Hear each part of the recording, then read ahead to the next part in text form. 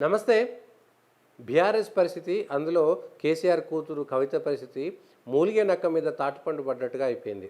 ఒక కేసు నుంచి ఎదుర్కొందాము, ఒక కేసులో నాకు ఇబ్బంది ఉన్నది, ఆ కేసుకు నాకు సంబంధం లేదు, ఫ్యాబ్రికేటెడ్ అనేటువంటి మాట చెప్పినటువంటి కవిత ఇప్పుడు సిబిఐ కేసులో కూడా అరెస్ట్ అయింది.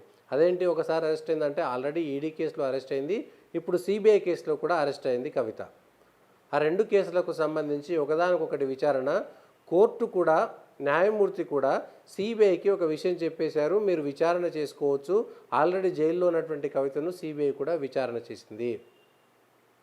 ఢిల్లీ లిక్కర్ స్కామ్కు సంబంధించి 100 కోట్ల రూపాయల కిక్ బ్యాక్స్ ఏవైతే ఉన్నాయో, ఆమ్ ఆద్మీ పార్టీకి సంబంధించి డైరెక్ట్గా అరవింద్ కేజ్రీవాల్తో మాట్లాడి లిక్కర్ పాలసీని రూపొందించి తద్వారా వచ్చినటువంటి డబ్బులను, లాభాలను ఆమ్ ఆద్మీ పార్టీకి గోవాకు, పంజాబ్కు డబ్బులు ఆ ఎలక్షన్లకు పంపిణీ చేసే విధంగా, అదేవిధంగా వ్యక్తిగతంగా కూడా నాయకులకు మనీష్ సిసోడియా కానీ అరవింద్ కేజ్రీవాల్కు కూడా ఆ లాభాల్లో పంపిణీ చేసినట్టుగా వచ్చినటువంటి ఆరోపణలు, ఇవన్నీ కూడా పాలసీ మార్పు వల్ల ఢిల్లీలో ఉన్నటువంటి లిక్కర్కు సంబంధించినటువంటి పాలసీ మార్పు వల్ల జరిగిందనేటువంటిది స్పష్టంగా ఎన్ఫోర్స్మెంట్ డైరెక్టరేట్కి సంబంధించి బెయిల్ విచారణలో కానీ, కవితకు సంబంధించినటువంటి బెయిల్ విచారణలో కానీ, మిగిలినటువంటి కేసు విచారణలో కానీ చాలా స్పష్టంగా ఎన్ఫోర్స్మెంట్ డైరెక్టరేట్ ఇచ్చినటువంటి ఆధారాలను మేము పూర్తిగా నమ్ముతున్నాము.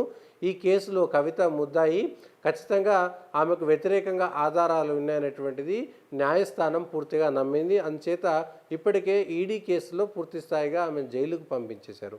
ఇప్పుడు సిబిఐ కేసు కూడా ఆ 100 కోట్లకు సంబంధించినటువంటి ఆధారాల విషయంలో సిబిఐ కూడా రంగంలోకి దిగింది. సిబిఐకి సంబంధించినటువంటి విచారణ కూడా వేగవంతం జరిగింది. సిబిఐ కేసులో కూడా అరెస్ట్ అయింది. అయితే కవితకు సంబంధించినటువంటి ఈ వ్యవహారం చూస్తే ఇప్పటికే మనీష్ సిసోడియా దాదాపుగా ఏడాదికి పైగా జైల్లో ఉన్నాడు.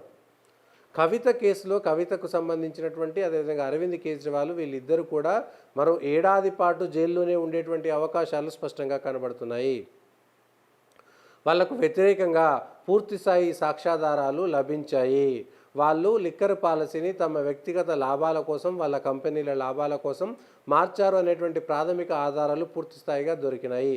ఇప్పటికే ఈ కేసుకు సంబంధించి ఆమ్ ఆద్మీ పార్టీ మంత్రి ఒకరు పార్టీకి, అదేవిధంగా మంత్రి పదవి కూడా రాజీనామా చేసినటువంటి పరిస్థితి చూసినాం. దీనిపైన ఢిల్లీలో ఈ రాజకీయంగా కూడా ప్రకంపనలు సృష్టిస్తున్నాయి, ఇటు తెలంగాణకు సంబంధించినటువంటి ప్రకంపనలు కూడా సృష్టిస్తున్నాయి. ఈ కేసు, కవితకు సంబంధించినటువంటి కేసు వల్ల తెలంగాణలో ఉన్నటువంటి బీఆర్ఎస్ పార్టీ పరిస్థితి కూడా నానాటిగా తీసుకట్టుగా మారిపోయింది. ఈ కేసులో ఇప్పటికే సిబిఐ అయిపోయింది. దీనికి తోడు ఒకవైపు సిబిఐ కేసు, ఇటు కాళేశ్వరంలో కేసు, ఇటు liquor case, phone tapping case, ఇన్ని వస్తుంటే ఆ కేసుల నుంచి బయటపడేటువంటి పరిస్థితి లేక, దిక్కుతోచక ఇక్కడ ఉన్నటువంటి మాజీ మంత్రి, టీఆర్ఎస్ పార్టీకి సంబంధించినటువంటి వర్కింగ్ ప్రెసిడెంట్ కేటీఆర్ మీడియా సంస్థలకు నోటీసులు ఇస్తూ కాలక్షేపం చేస్తున్నారు. మీడియా సంస్థలు దీనిపైన డిఫమేషను, మా పరువు నష్టం దావా అనేటువంటి కాలక్షేపం చేస్తున్నారు. అయితే ప్రజల్లోకి వెళ్ళిపోయి ప్రజల్లో చులకన భావం పెరుగుతుంటే దాన్ని తప్పించుకునేటువంటి మార్గం లేనటువంటి కేటీఆర్ ఇప్పుడు ఆ వైపు కూడా వెళ్ళారు. మరి ఏం జరుగుతుంది ఏంటి అనేటువంటిది తర్వాత చూద్దాం. కానీ కవిత ఇప్పటికిప్పుడు జైలు నుంచి బయటకు వచ్చేటువంటి పరిస్థితులు లేవు. ఆ మేరకు కేజ్రీవాల్ కూడా బయటకు వచ్చేటువంటి పరిస్థితులు మాత్రం కనబడడం లేదు. ఏం జరుగుతుందో చూద్దాం.